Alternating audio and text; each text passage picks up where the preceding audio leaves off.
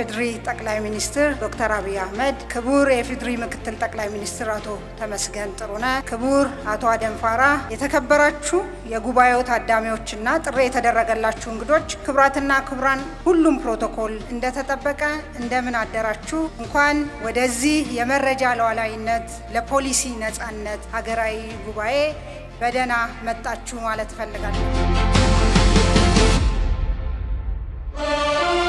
በዚህ መንገድ ዳታን የመሰብሰብ ዳታን የማግኘት ከዳታ በሚገኙ ኢንፎርሜሽኖች ለውሳኔ ብቻ ሳይሆን ልካችን ያለንን ለማወቅ ለመገልገል የበቃ ነው በብዙ ሙያተኞች ድካም፣ ጥረት፣ ልፋት ስለሆነ እነዚህን ሙያተኞች ለዚህ ቀን ስላበቁን አስቀድሜ አመስገን እፈልጋለሁ።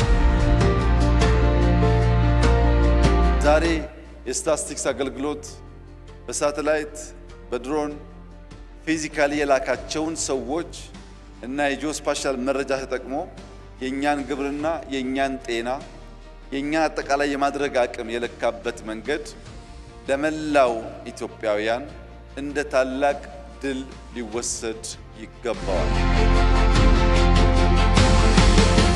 ይህ ስራ እንዲሳካ በእውቀት፣ በገንዘብ፣ በጉልበት ያገዛችሁ የተሳተፋችሁ ዜጎችና አጋሮቻችን በሙሉ እንኳን ደስ ያላችሁ። ታላቅ ስራ ሰርታችኋል። ይህ ስራ ቀጥሎ የኢትዮጵያ ብልጽግና ሲረጋገጥ እንደ አንድ ማይልስቶን ይህንን ቀን የምናወሳበት ጊዜ በቅርብ የሚደገም እንደሚሆን ተስፋ አድርጋለሁ።